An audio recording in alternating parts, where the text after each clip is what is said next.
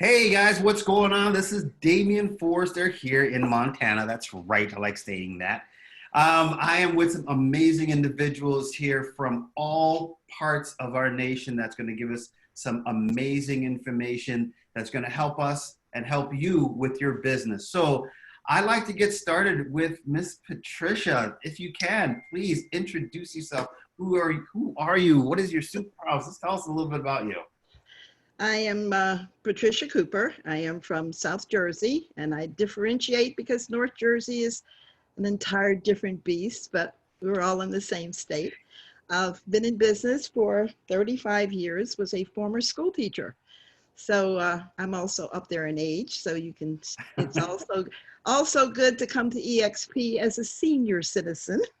Right. It is enlightening because you have faith and hope that there is a tomorrow that you don't have to work so hard. Uh, I love that part. I can't wait to hear more about that and how that works with EXP Realty and yourself and getting to understand all this technology. So thank you. Yeah. Okay. I will pass to the other lady. Nikia, are you there, lady? Good All right. morning. Good morning. I'm here. Multitasking. So I'm Nakia Woodson. I currently live in Las Vegas, Nevada. My home will always be Los Angeles, California. I've been in Las Vegas for 20 years, and I've been a realtor for 16. Woo. Anything you're focusing on there, Nikia? Is it residential, commercial? But I focus on residential. Outstanding. All right, gentlemen. We'll start with Ed. I'm going to put Ed out there because his mic's muted. What? Go ahead, Ed. Hey everybody, my name is Ed Milan. I'm the team leader, I guess we could say, of the Milan Air Group. My wife and I started in the business about 15 years ago, and we kind of built a team. My specialty is kind of cultivating relationships with buyers that are looking to buy in the future, 2, 3, 4, 5 years from now. We want to get paid on that deal like we want to get paid today.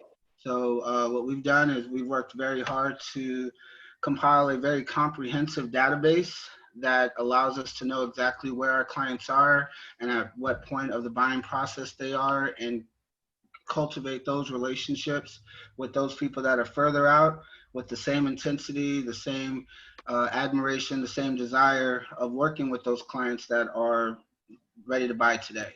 So we specialize in new construction sales. We're based out of Hinesville, Georgia. That's 40 miles southwest of Savannah, Georgia. We have our little niche. We service a military town, so 95% of our deals are VA. And I look forward to sharing some of the things that I've learned and learned from these great rock stars on this planet, on this panel today. Awesome. Awesome. Thank you. Rod or Elgin? Okay, I'll jump in. Okay.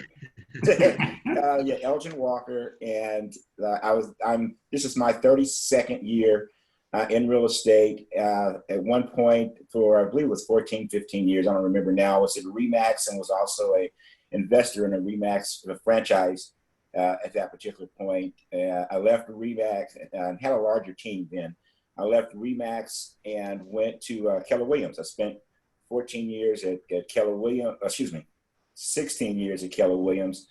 And while I was there, I also wrote a couple of books. I was one of their certified trainers. I started doing some public speaking and some other things. And of course, continuously selling real estate. I've always sold real estate and done some other things. And I've been at EXP Realty now about 1 year and 10 months. My wife and I are a team. A lot of people think our team is a lot larger than it is, but it's just her and I. And, you know, my most proudest moments is I've been selling real estate this long. I've also been married now 32 years. I'll be 33 in November. And we've raised 3 beautiful children. All 3 of them have graduated college. I've got a physical therapist doctor in the house now as well. And so, to be honest with you, that's my legacy. That is my crowning moment. Is my family. I salute you. That's Yeah, no doubt. Rod, how's it going, sir? What do you got? Hello, everybody. Rod over here. My wife and I are the founders of the OB team, and we're based out of Northern Virginia, outside of Washington, D.C. Metropolitan area. Been in real estate for 14 years and started out as an investor, even before I got as a licensed realtor, as an investor in Washington, D.C., wholesaling houses, and was also a loan officer for a brief stint. But first company was Keller Williams. Started out at Keller Williams. Wasn't there too long because my pastors opened up their own company, a small boutique brokerage, and that's where I really learned real estate in that small environment with some other top producers. So they, after a few years, they dissolved the company and everybody went our separate ways. I went to a 100% company and thought I was good. Still fairly, still learning the business. And wasn't doing a whole lot at that 100% company. And some friends of mine that I knew well, and they told me about EXP, and I sat down with them, and man, I was like, hey, how can it get any better than 100%? But my saying is that 100% of nothing is still nothing. Right. But they really showed me the model, and I was just blown away by what I saw, and so excited. Went home, told my wife about it. You got to see this thing. It's amazing. This is what I've been looking for all my life, and came over to EXP 7 years ago. So I'm number 118 in the company. Number 118. Yeah, so one of the early adopters. Yeah, you're an OG. So early on. So really excited about that. Excited about EXP, the growth and where we're going, the future, and we still haven't even scratched the surface yet. I'm primarily a solo agent. My wife is still dual career. My daughter just got licensed, and we're working on another daughter. She's studying for the test right now, so we keep it in the family. Nice. Yeah, and she's also studying, preparing to go to medical school. Just graduated from University of Virginia last year. So as she, between her studies, preparing for the MCAT, she's doing a little real estate for me. Wow. Yeah. So I think that's about it. Thank you. Man, I tell you, with the amount of power that we have and the years of experience on this phone call, I think, Zoom call now, right? I think we can probably spend about 3 or 4 hours just having a great conversation. Unfortunately, we don't have all that time, but I will add and say that we have tons of things here we're going to be talking about in work of mindset, team building, agent attraction, script, social media. So we're going to get right down dirty into it. So I heard a lot of you guys are from different industries, even prior to real estate. For myself, I came from the government sector. I got a bachelor's degree in early childhood education, so I was a social worker. Lord knows I'm using that right now for all the clients that I have. So real quick, what backgrounds did you guys come with? Did you guys come straight into this field? No, as I said, I was a previous school teacher. Did that for 20 years before I dared to leave that secure every day, know I'm going to get paid attitude, and took a chance and came to real estate. Okay. All right. Anybody else have something else different? Because I know I'm using everything. I got a master's in information technology, so I know I'm using everything. What about you guys? Go ahead, Elgin. I did absolutely nothing right. I was that can't miss kid that missed. I was a ball player and et cetera, et cetera. And I went, from that was a really good high school student. Did not graduate college. You pretty much name it. So I actually got a warehouse job. I was working in a warehouse job and was actually making really good money for a 23-year-old at the time, or 20-year-old, I guess, when I got the job initially. But I was working nights. I was working graveyard and, eating tuna sandwiches at 6 a.m. and I had to be there 20 years to get a daytime parking spot. So I just saw my life was going to be something different than that. Right. So I just jumped into real estate. That's a funny story what I did. I just jumped in. So I don't know if I'd even suggest anybody else do it the way I did back then. Well, this is a crazy roller coaster ride that we're all on. We never know where that income is coming from next. I mean, we can't probably have something coming in probably for the next 3 months. Hopefully we're smart enough to save, right? So with this business, there's a mindset that comes with it. You know, there's a lot of new agents out there right now, and I really want to speak to a lot of those new agents. I want to hear from you. You know, how was that first year, and how did that pivot for you from where you are, well, where you are now, from where you are then? What changed in your life that made you who you are today?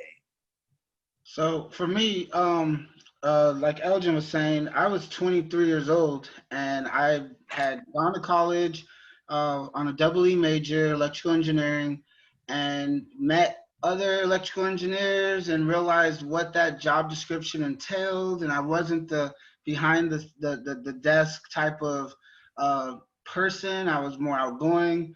I had always been a waiter and a bartender, and that's actually how I met my wife. I was just out there. It's kind of like, work all day, party all night type of, lifestyle. And then we had a baby unexpectedly. I had to grow up, and we moved back here because we were in Dallas, Texas. So we came here to Hinesville, a very small town at that time, a little bit bigger, but still small comparatively to most U.S. cities. And here I am with nothing to do, a baby, and a new wife. We were living in a 2-bedroom, 1-bath trailer, Whoa, and I saw real estate as an option. The nice. broker comes up to me, and remember, I was an unlicensed assistant at the time, and he tells me, "Do you have 6 months worth of savings?" I said, "No." He says, "Okay, are you going to be able to pay this, your rent and run a business?" I said, "There's no plan B."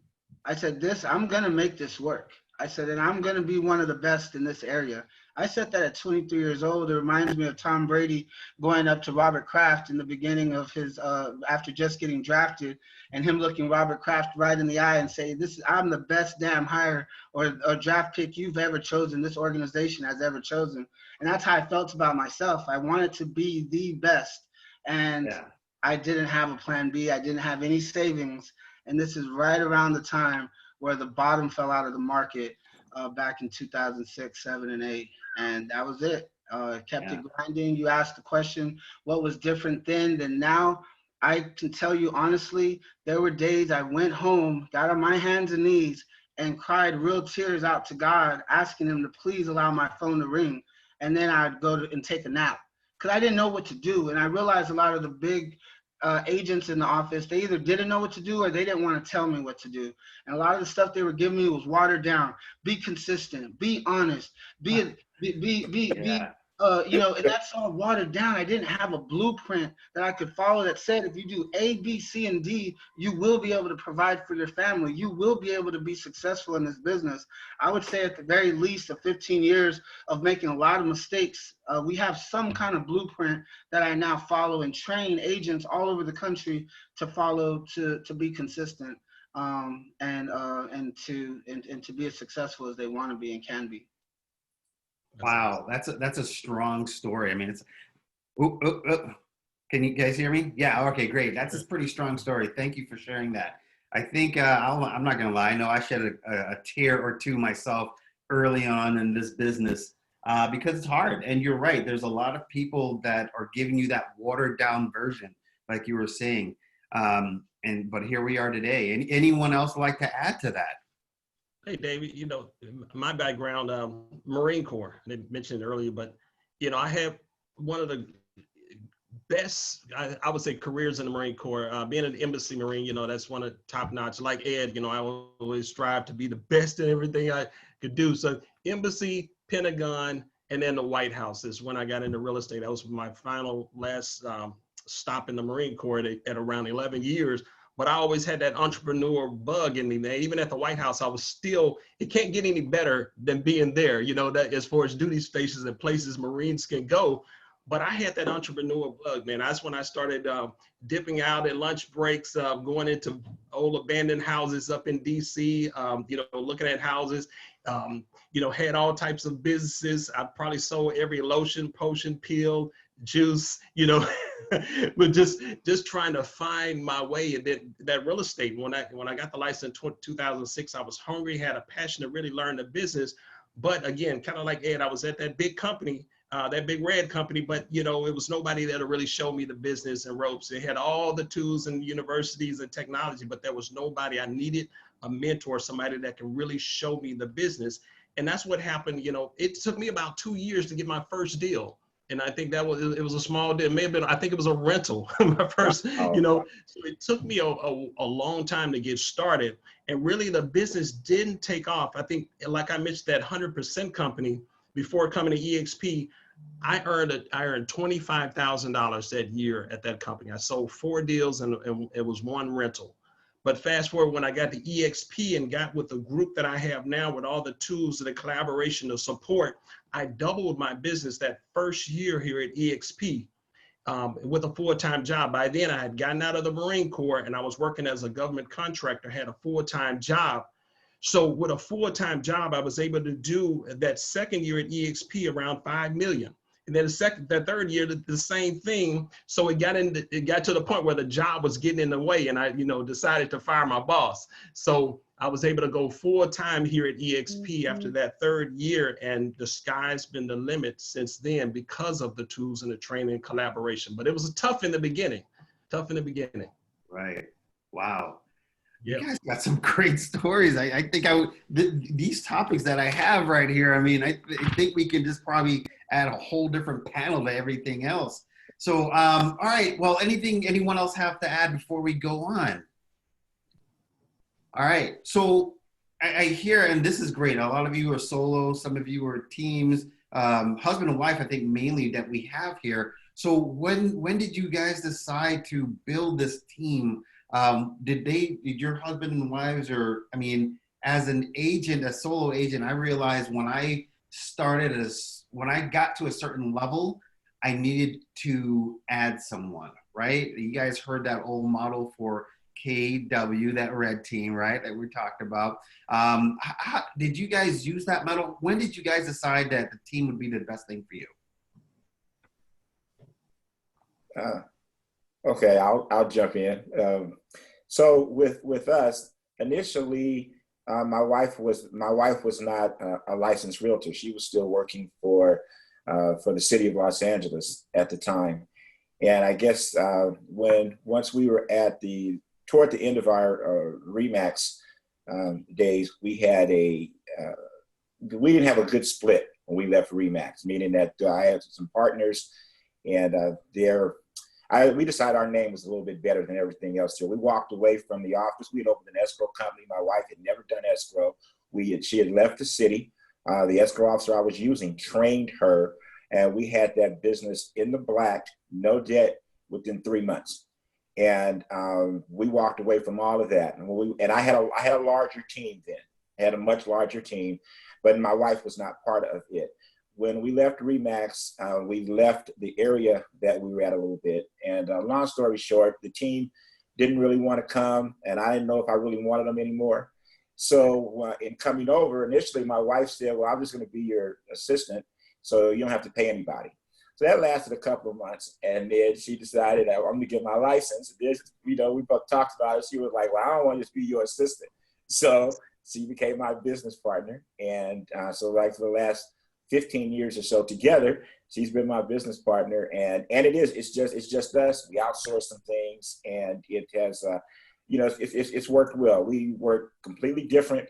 We have I'm like a DI, she's more like a CI maybe, or a CS. I mean, she's analytical and dotting I's and crossing T's, and I'm like, move, man, I got to go out here and get something. So I'm trying to hunt.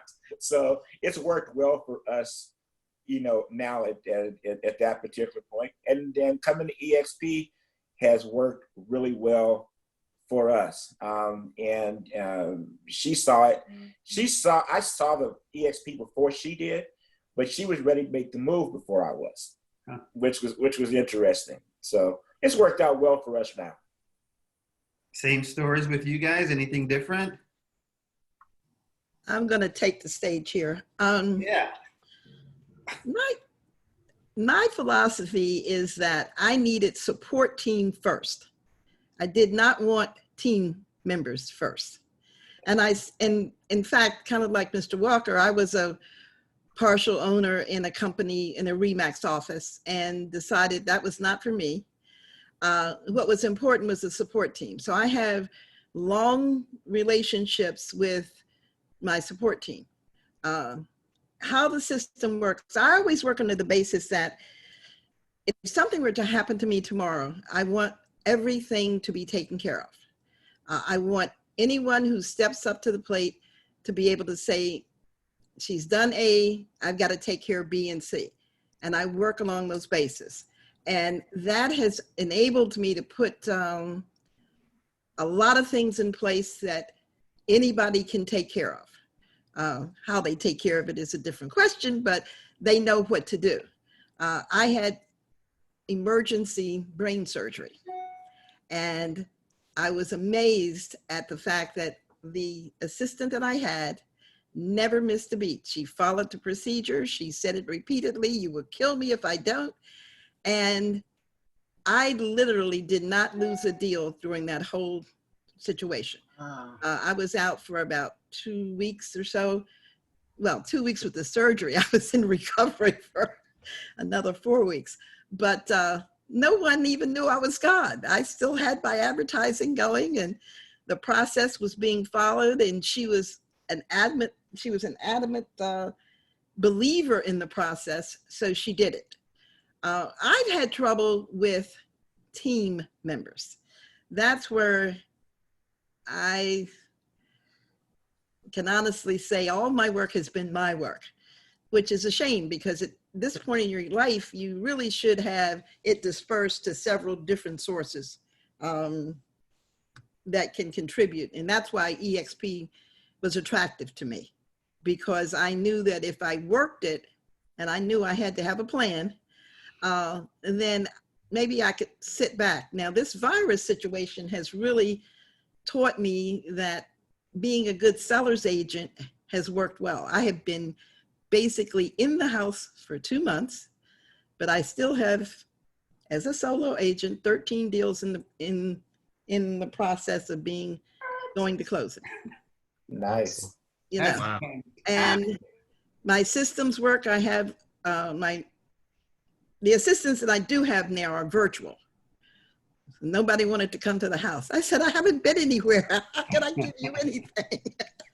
But having those systems, having a plan and executing the plan is what I say to everybody. You need to do that before you even walk out of your house. It's just, it makes it so much easier. And I'm a living example, almost not a living example, that if the process is written, right, anybody can step in and carry on with your process. Do you guys agree that, I mean, we are all I see 6 of us here, we are all our own individual businesses, correct? I mean, and that's how it should be run. So with that being said, I hear systems is very important in this. And so congratulations on doing that and working that. So I do want to understand from any one of you guys also, I have an issue with sometimes with clients that are saying that, oh, I only want to work with you, Damian, and I don't want to work with anybody else. Anybody else seeing that as a team? How do you guys get around that? So for us, we actually have 6 buyer's agents. We have my wife actually is my boss, not my business partner. She makes that clear. She answers to no one. So that's the only way to make it work too, because I hear you. I will ensure that she gets the final say in everything. But I'll say we have 6 buyer's agents, so everyone's calling Ed Milan for the Milan Air Group. There's an appointment, but I'm assigning it already to whichever agent I know that is available, and a lot of times I will set that appointment and not even tell the client that they're meeting someone different. So I'm a real hard believer on scripts, and as long as you said exactly what I would have said in this situation, then we find that people are they're not looking for the person. They're not looking for Ed Milan. they're looking for the results and the branding and the satisfaction of that process being followed. Like Ms. Patricia said, the systems. I'm a very firm believer in following the flow charts and the systems exactly the way they need to go, because then as long as that buyer gets that experience or has that same smooth process that they heard about from their friends, then we find that they don't really care about if Ed Milan actually serviced them or not. When there's a problem, then they care that they did, that they want to be able to get to me to be able to voice their opinion. And then the second thing I would say is edifying that handoff. So if you are a buyer's agent on our team, you're not even writing a contract. You don't actually physically type a contract. So the next person that it gets handed off to is my wife, who's going to make the introduction. Congratulations. I see you're very interested in the property on 123 Main Street. Well, based off of what Lindsay had said, these are the stipulations on how we're going to approach, the negotiations for this deal. So we need your final input, your final contact info. So the buyer doesn't even realize they've been transitioned from identifying a property that they want to now they're just talking to the boss, the owner, co-owner of the company to get their information and their contract. Then what my wife does is she edifies her assistant to put her above herself. And what she's saying is she's saying, hey, look, this is my assistant who sits behind the computer all day long, managing these appointments, managing exactly what needs to be done. She is the person who has the most information about your file. Yes, you still have me. Yes, you still have Lindsay. Yes, you still have Ed. And we are constantly in communication, but Kayla, she's the best person for where you are at in this process right now. And they never usually feel like they have, been handed off to someone subordinate to the process. The next person you're going to talk to is the expert in that department at whatever process that you are. And we don't have a problem. A lot of times the only biggest issue we have is buyers that hold on to their agent a little longer, so they'll make the phone calls. And we put that back on Kayla. Kayla didn't honeymoon the buyers from the time they went under contract. There has to be constant everyday communication for the first 3, 4, 5 days. And we have a process of what we have to follow. Sometimes we can knock out the steps in 3 days. Sometimes it takes, 5 days. If it goes through a weekend, we're even touching them on Saturdays and Sundays. Now, by the time the agent's phone stops ringing, it's because we've identified that buyer has successfully been handed off, and we keep it moving from there. My goal is that once I've worked with the buyer and identified a property that they're interested in, the more times that me as a buyer's agent touches that buyer, the least money that I'm making, because now I can't go show another property. And that's all we do. I run my team of agents. There's about 6 or 7 of us, and that's what we do. We handle the sales. My wife handles the transaction side. And like Elgin was saying, I'm a DI, my wife's a CS. So we are that perfect combination of being able to handle those personalities and move forward from there. Wow. You know how many tidbits I wrote down right there? I was like, you just solved my problem. I'll tell you that much. Great job. Yeah, thank you. I was taking notes, man. But you see, I don't have a big pad like that. I'm using Post-its. It's sad. I'm still using Post-its. Yeah, that was fantastic. Because right to the pad. Because Hey, and like I said, no matter where we are, we're all learning from each other. And I thank you very much for sharing that. Rod, did you want to say something? I'm sorry. Yeah, similar to Ed, I don't have a buyer agent, but I'm primarily solo agent, but I do have showing assistants and a transaction coordinator. And similar, I try to set expectations during my buyer consult, telling them, that there will be other people working with you to show you homes, get you in the house and things like that. But when it comes down to negotiating and writing that contract, that will be me. So, just setting the expectation early that it won't just be me out showing you homes. There's going to be other people on our team that will be assisting you during that whole transaction. That really helps to kind of smooth it over. So they're not expecting me to be there every single time. So. Right. Well, yeah. we can only be, with the amount of business that we do, we can only be, a limited amount of spaces at one time. You guys are absolutely right.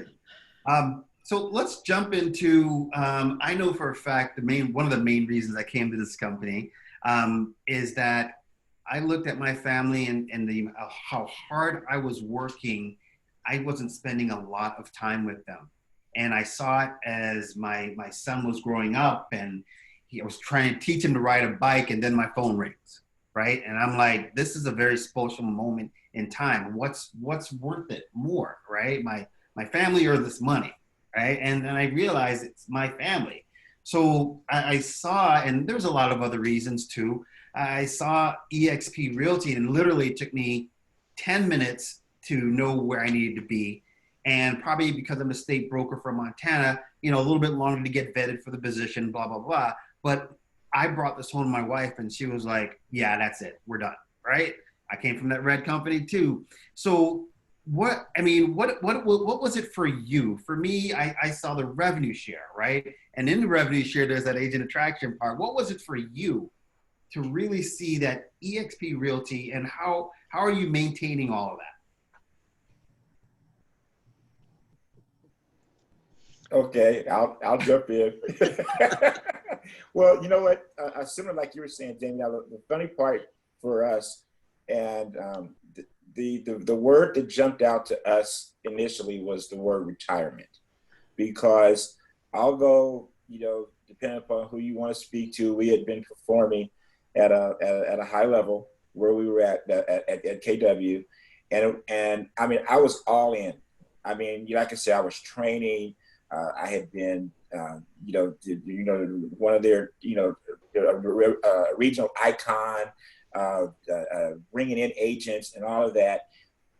But the profit share, the promise of what that was not working the way we were hoping it would work. And to be quite honest, as Ms. Patricia was saying earlier, there comes a point to where you would like to slow down. You'd like to retire. You would like to do some other things. And what we realized is that even with our other investments and savings and other stuff, that there was no way that I could stop selling real estate. And not only could I not stop selling real estate, I could not stop selling real estate at the level that we were selling it at. So what actually really appealed to us initially was the stocks.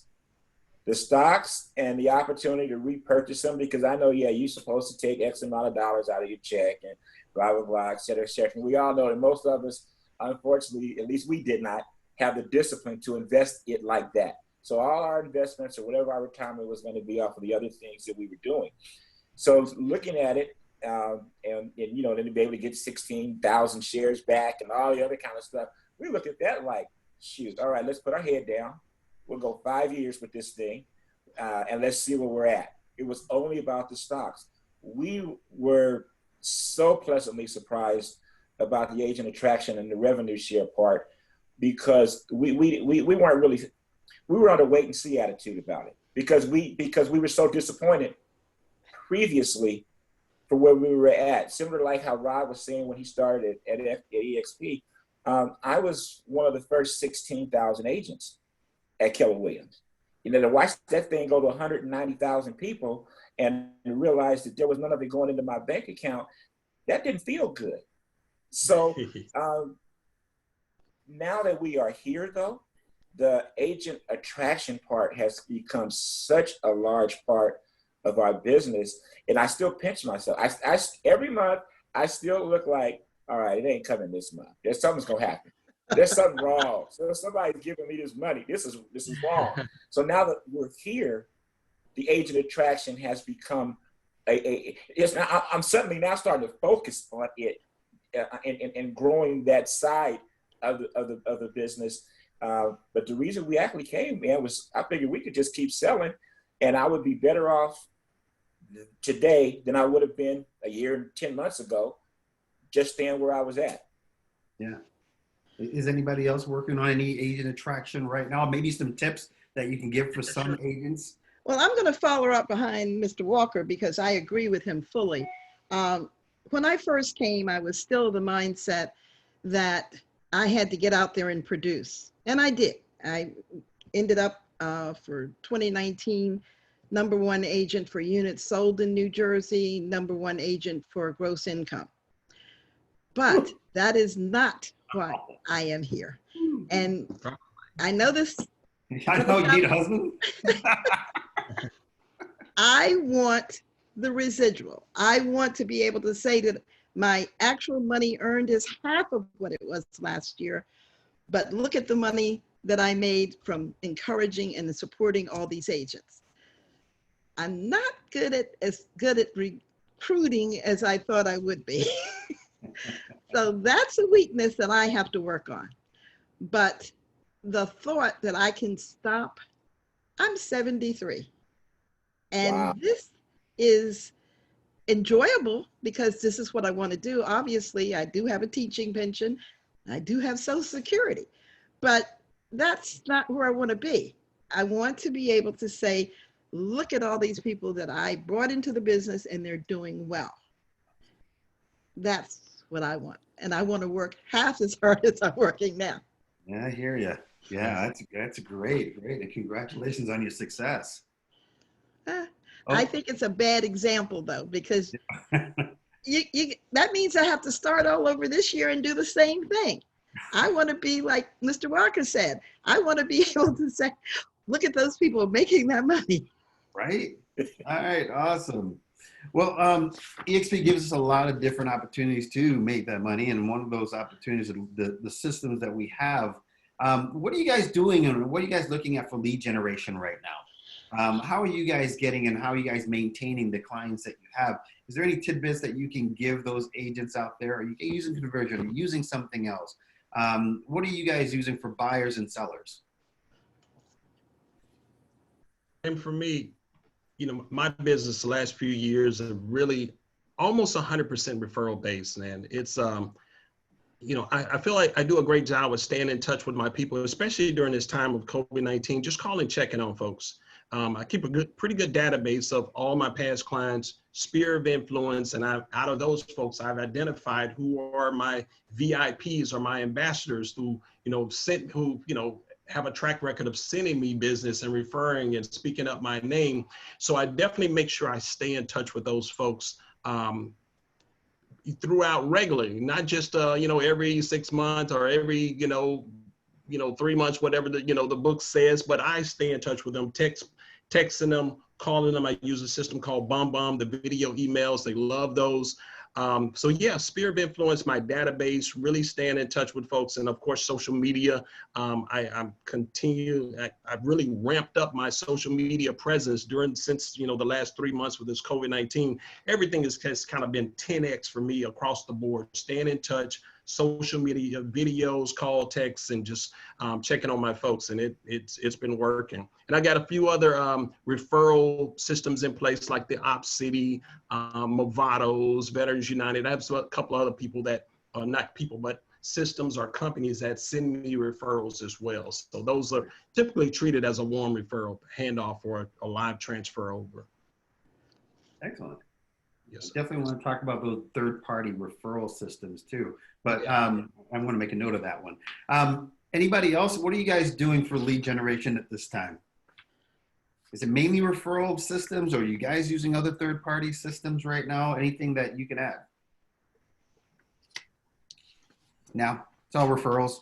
You guys just got it like that? No, I'm not a referral I mean, I have referrals, obviously. I had a coaching group many years ago now. It was called By Referral Only. I don't know if anybody remembers that. And I learned a great deal from that. That social interaction with people was far more important than sending out a postcard. And so when I sat down and wrote down, okay, what organizations do I participate in? And you have to remember, when I came out of teaching, I was involved with a lot of people's lives in the district where I lived.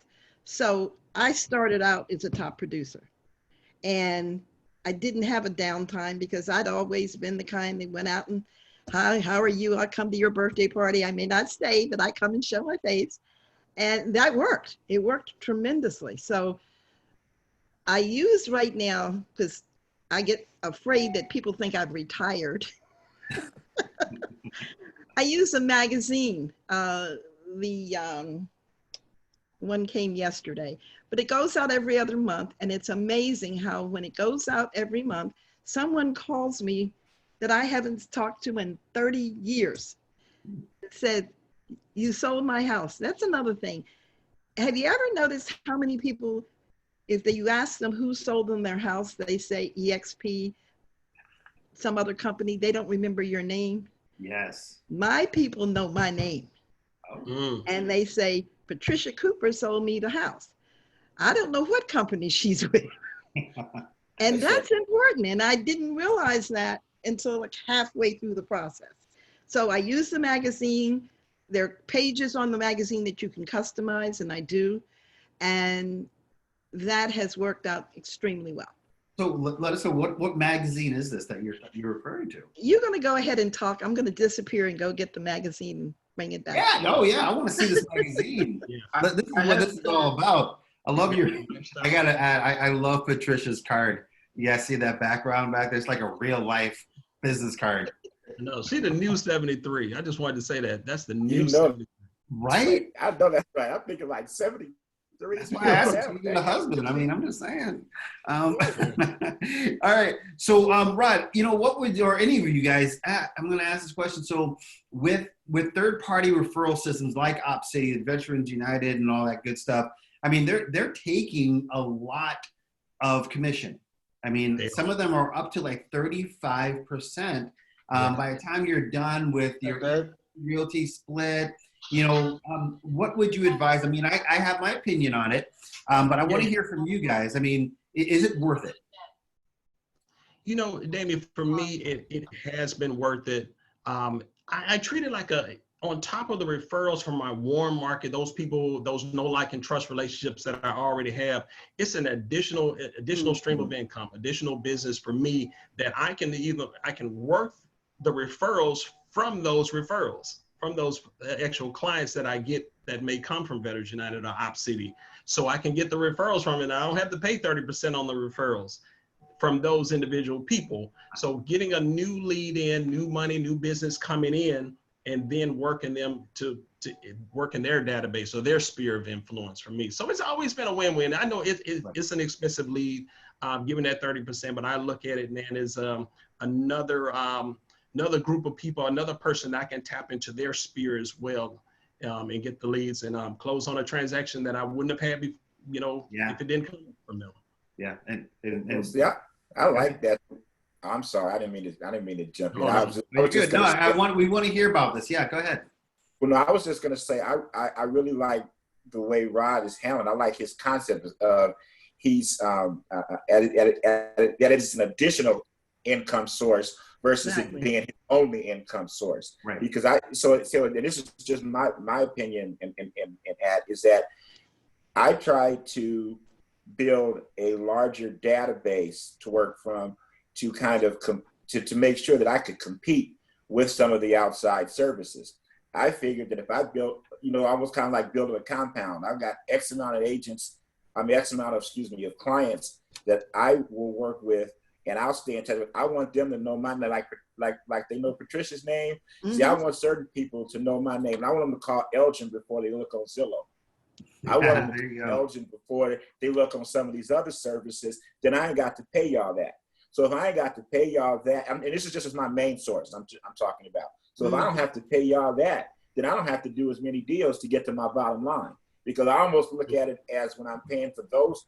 So in a lot of the type of sources, and Rod, you correct me if I'm wrong, but I know a lot of the sources that you pay for, they're more buyers than you at. Right. So Patricia's a young 73 and I'm an old 56. I don't like folks in my car. My car is not yellow. I ain't no taxi. I ain't driving nobody around. And my wife, who works with more buyers than I do, but she's cherry picking them as she should. Yes. So I'm working more, either in that base or with sellers. Mm-hmm. So for some of the sources that come in to pay for those sources, and I've tried a couple of them. Don't get me wrong. it didn't work as well for me because my mindset wasn't there. But I really like what Roger said. That makes sense to me. It's like, oh, you know what? It's the same as paying, one of you guys blessed me with a referral. I'm going to pay you a referral fee. Well, that's pretty much the same thing. And so thanks, Rod. You just gave me a little mindset to it. All right. I like all that. Right. I like that a lot. And I wanted to, this is Nakia. I wanted to add something quickly. Yes. I exactly agree with Rob said. Also, in addition, I look at it like this. I'm paying the first time. Like he said, if you nurture that person, you'll get referrals from them. In addition, hopefully you'll be their lifetime realtor and you'll get more transactions off of them. I just look at it like this. It's a part of doing business, whether we're going to pay Facebook, Google ads, running things on social media. I figure it's the cost the first time, and then you get all the residual business either from their referrals or if they do multiple transactions, then, you don't have to pay for the second, third, fourth, fifth, and so on transaction. Yeah. Well, I can say with Miss Nakia, her and I are referral partners too. So Oh yeah, we've been referral partners here the last year. So yeah. So before we continue with this topic, I Patricia, let's see it. What do you got there? You got that magazine? Okay, let's see if I can. This is the magazine, and I was talking about customizing the inside. Ooh, that's nice. Oh wow. Very nice. Yeah. So what is the name of it? Or where do you get it? Email me your address and I will put you on the list. All right. Well, we'll make sure we add that to the message box for everyone. Yeah, it's that is. Now, and you can get creative. It costs me each month, but you can sell ads in here and they can pay for itself. Ooh. See, I need My that. referral only taught me that. Yeah. All right. So that's something to share with getting your people to. The good part is you don't always have to go to the title company or the lender. In a magazine like this, you can go to a carpet company, you can go to a furniture company, because they know that they're going to be going into your home, your people that are looking for that, so they're attracted to that. Right. Love that idea. Thanks for sharing. That's a great idea. So we're definitely going to be posting this in BEN and a number of other areas. So definitely put that remark in the comments section. So I just want to add one thing to that. Last time and it's a little story about myself. I remember in the first year of the business, I told myself that I'm only going to sell to people for homes at $150,000 or more. Right? Yeah. I'm like, I don't want to make some money. I want to start getting into luxury, blah, blah, blah. And then one day I realized, back to my family, I'm a big family man. I'm like, what am I doing? What am I talking about? And I realized that it doesn't matter if it's a $13,000 trailer or a $3 million home, right? Everyone, that's what we came into this business for, is to help people. And I realized once that mindset changed for myself, I remember getting a $95,000 home, one of my very first listings, that turned into a $350,000 sale because of the service that I provided, and their boss, right, was the one that they referred me to, right? So for those that are listening in and listening out there, my point of this is do not limit yourself, all right? That is the thing. Do not limit yourself. It doesn't matter where you go, how you do it, and who you're doing it with. It's just as long as you provide that amazing service. And someone talked about branding and who you are. It doesn't matter where you go. If you go to another company, it's who you are and that they want to work with, right? So I got a couple more questions before we end today. And this is going around COVID-19 in where we are and how we're doing business and how things have changed. So back to the whole lead generating and COVID-19. I mean, what are you guys doing different right now? How are you seeing this affecting your business, and how are you pivoting within your business right now to maintain what you have going on? Hey, Damian, I'll kick it off then with, and going back to those third-party referrals, I had those in the past, but I reconnected with a few of those companies back in March, because what I saw was a little shift. I came out the gate just flying full speed in January, capped 2.5 months back, February is my restart date in EXP, and now I'm more than halfway to Icon already.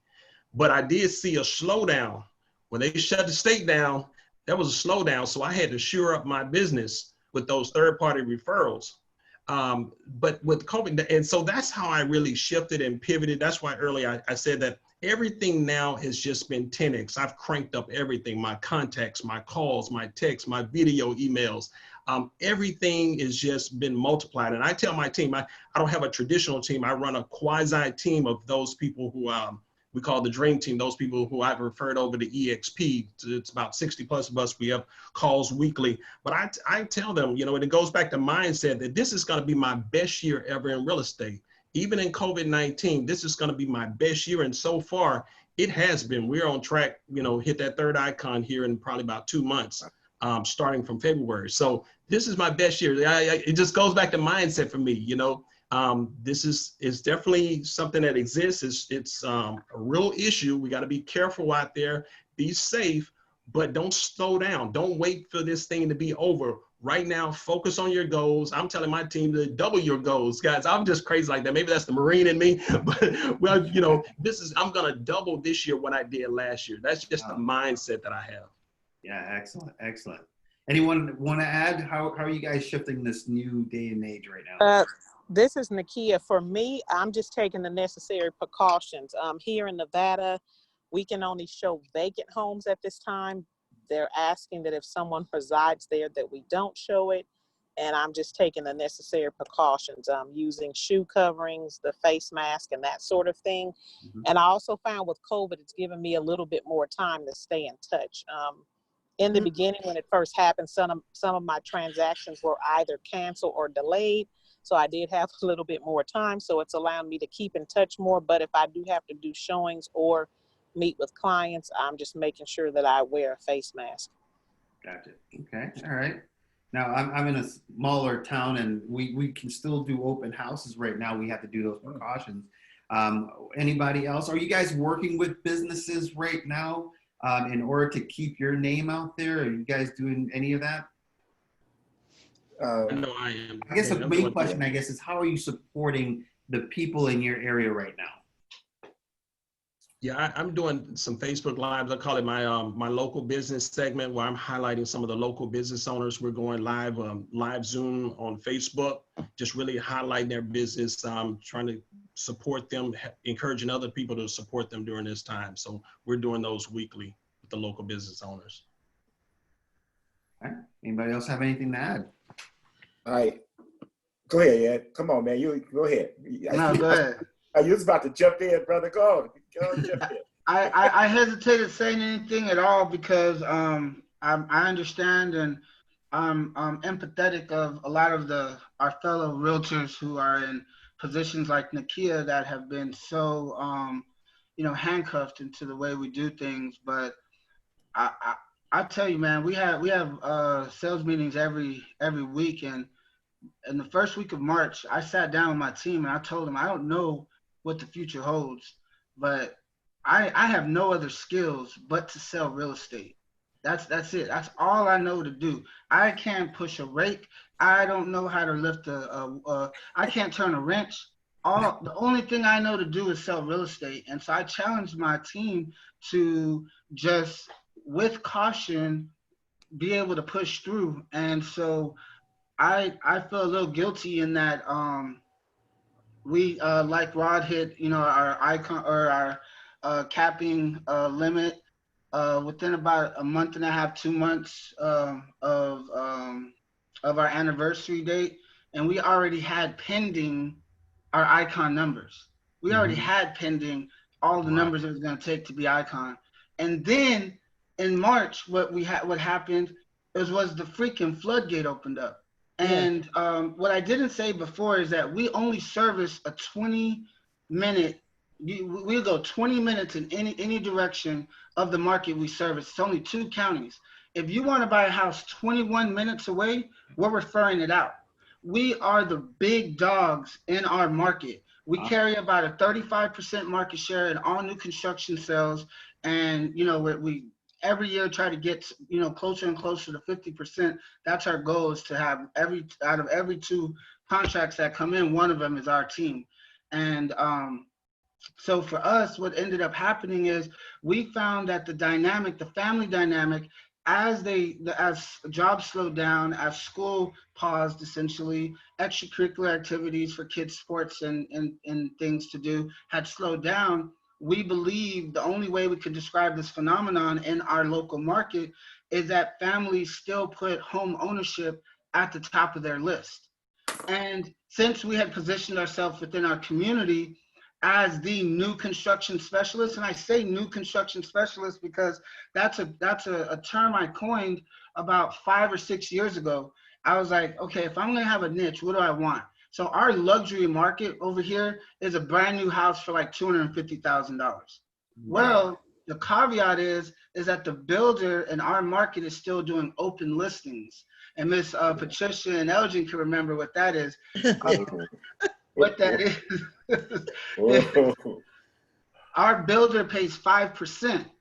Wow. Whoever brings the deal. So we have no inventory of resale sellers. We market the builder's inventory as if it's our listings. So we have a continuous 40 to 60 homes at any one time that every agent is marketing like their own. We just do it better. We do it more intensely. That's all we care about. Now we don't have 60 sellers calling us every week saying, hey, what's going on with their house? What's going on with their house? That's why I really didn't want to get into this part of the conversation, because God knows I don't deserve the blessings that he's given to our team. We can't even handle the business that's happening right now. We're working from 8 o'clock in the morning to 8 o'clock at night and still having work to do to catch up for what we missed out on the day. Even after that, my wife and I are going to bed after midnight. But I feel like it is a testament to the work we put into our local community first. Yes, I could sell a house in, a town 2 counties over. Yes, I can go up to Atlanta 4 hours away and sell something because my license allows me to. But what we created community, kind of got grassroots. I call it full contact. This is a full contact sport, and the local community knows. We have a list right now that says COVID waiting. There's 15 buyers that say we are gonna buy a home. We're just waiting on COVID. And our hot buyers, our warm buyers, it's just been crazy. And I'm gonna say one last thing and I'll stop. What this is all happening, and no one could have predicted this. There's no one. I feel like I have my finger on the pulse of what the market is doing better than anybody.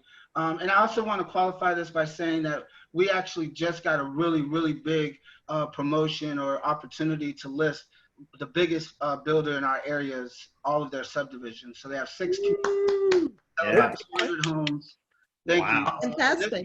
This is when my daughter's a sophomore. She graduates her senior year. We had just about given up on this and had already planned on moving back to Texas before he threw this in our lap September of last year. So the last quarter of last year, we've been kind of ramping up, trying to build this new construction team. But I said all of that to say that the military has stopped the orders on a lot of these PCS movements. So we're not even experiencing the natural PCS rush that the military would have already given us anyway. So once they release that in June, we have the potential of having, like Rod said, I'm telling my agents, figure out what your goals are, have an 8 to 8 mentality that you're going to work 12 hours a day for 7 days a week until this wave comes down.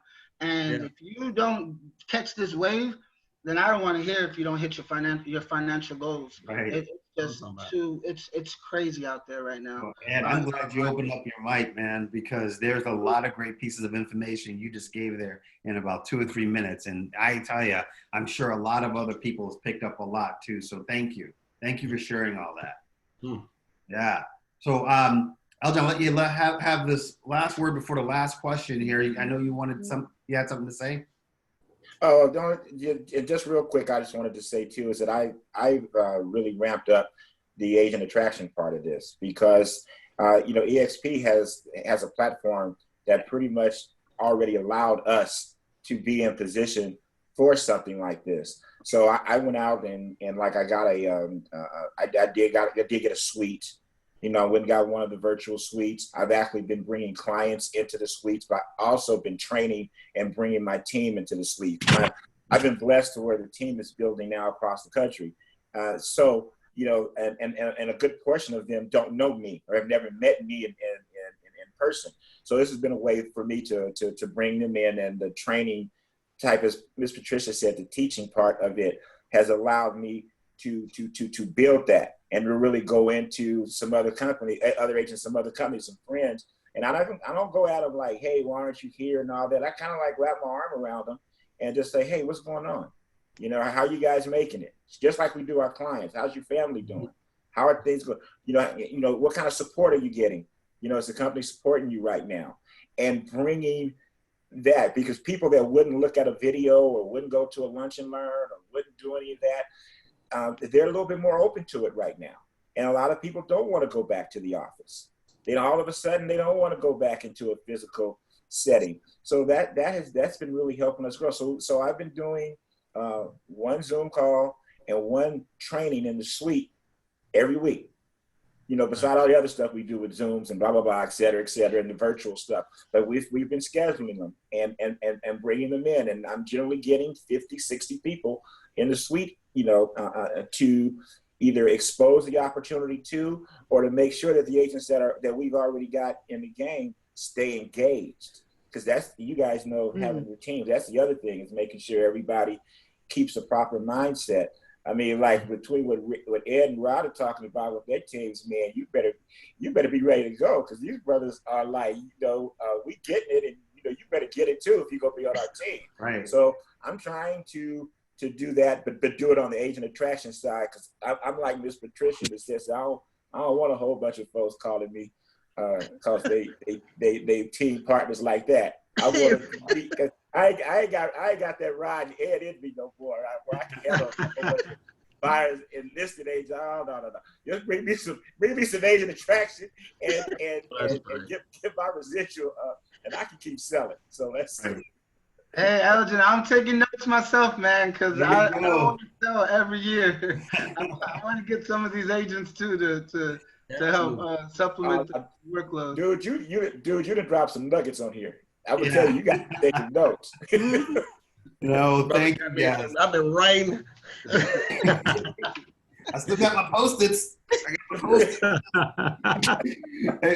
Well, hey guys, we had some great conversations. Like I said, I think we could probably even go another 2 or 3 hours, because we dwelled into a lot of different topics. I wanted to keep it nice and general, to give a lot of the information to brand new agents that we have out there, especially, you know, those maybe experienced agents that may have forgotten and lost their way, right? And probably need to come back.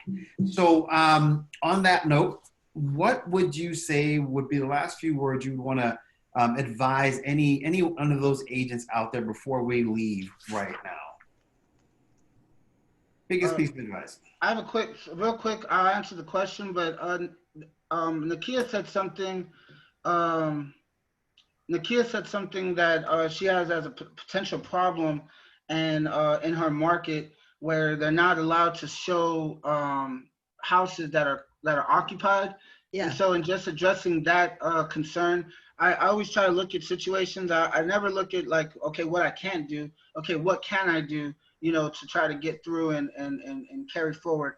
But I would wonder, is it completely outlined to involve, Nakia, those sellers who are looking to sell, to maybe be available for like FaceTime or video conferencing type showings for other clients that are doing? So imagine if this was a showing right here where, you know, you got the listing agent, the seller, the buyer's agent, and the buyer all in this Zoom meeting, going through and walking through the house, and then maybe even offering a way to still get those houses sold. Because once you see the house and once you decide that that's the one you want, then basically everything else is virtual. I'd imagine the rest of the processes, it can be handled virtually. I just wanted to stick that little nugget out there. I'm not sure if that's even possible. I hate that I don't have those same problems. You know, in my community, all of our houses are vacant. They're new construction homes. But I would say this, that and the idea that or the advice I give to all new agents is connect with people like how you see on the panel today that are willing to give up their time, willing to offer it to you for free, willing to make you the best that you can be. Everybody here, it has a mindset that there's enough at this table of real estate sales for everyone to get their fair share and their unfair share, as we feel like we're getting in our team in this season right now. So it's not a piece of the pie, and you joining the market then takes away someone else's ability to eat off of that one little pie. This is an all-you-can-eat buffet. Find your place at the table. Find your niche. Whatever ideas that you're working in your entrepreneurial mindset, they'll work if you apply the system and you allow it enough time to show its results. Don't have an idea that works for a month, or that you think that you're going to apply for just a month and then be able to have comparable, analytics to base these efforts off of. A lot of times when I'm going into those contracts like Rod has, where you're paying, other people, because we do the same thing. I tell my wife, okay, this is how much we're paying for 12 months. So can I get one deal in the next 12 months? I'm not trying to check my results in just 1, 2, or 3 months. It's not long enough. You got to be in this for the long haul. This is a marathon. This is not a sprint. And, I hope that everyone does well. I'm available to anybody to offer my little 2 cents of whatever, my little opinion is that may be able to help somebody and inspire somebody to go out there and continue to be great. And, yeah, that's it. That's all I got. I think we just went like that and walked away. No, man. My gosh, how do we follow up with that, Ed? Thank you so much. That was Hey, Dan, I'm just glad I'm not in Ed's 20-mile radius. right. I'd be looking for a full-time job. Right. That was fantastic, Ed. Thank you so much for being available and sharing all that. Does anybody have anything else they would like to add? I'd like to see everybody again soon. Yes, definitely. And I just want to take a quick 10, 15 seconds to congratulate you, Damian, number one, in putting a platform for us together to do this and to start reaching out to other people and other brothers and sisters in the company. I also want to give you major kudos because on top of, you're one of the most humble guys that I've met. So despite on all of the production and everything else you do, all of the stuff that you do as far as within the company, having a great voice with Ben, with 1EXP, with everything else that you're doing, and you're doing all that with your family, dude. Every now and then I look to see if there's like 2 or 3 of you.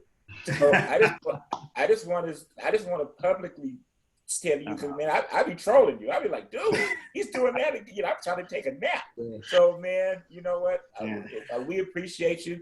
We love everything you're doing, man. We love everything you're doing. Oh, come on. Thank you. I'm an emotional guy, so it might come out right now. I appreciate that. That means a lot, Elgin. Thank you very much. And it's not what I look for, and I appreciate hearing it, but things like that definitely keep me going for what I do for my family, God first, family, and then for you guys. So thank you very much. That means a lot. All right. Well, with that said, I want to say thank you guys very much for coming on and taking time away from your business and your families to spend this hour with us to give all this great information. Icon or not icon, I want to do this again and have you guys on, and if it's a 1-on-1 or maybe 2-in-1 and 3-in-1, and just give back. So once again, thank you all for sharing all your information, your time, and all the wealth. So have a great day. Enjoy the rest, and please be safe. Take care, guys. Thank you. Thank Bye. you. Take care, guys.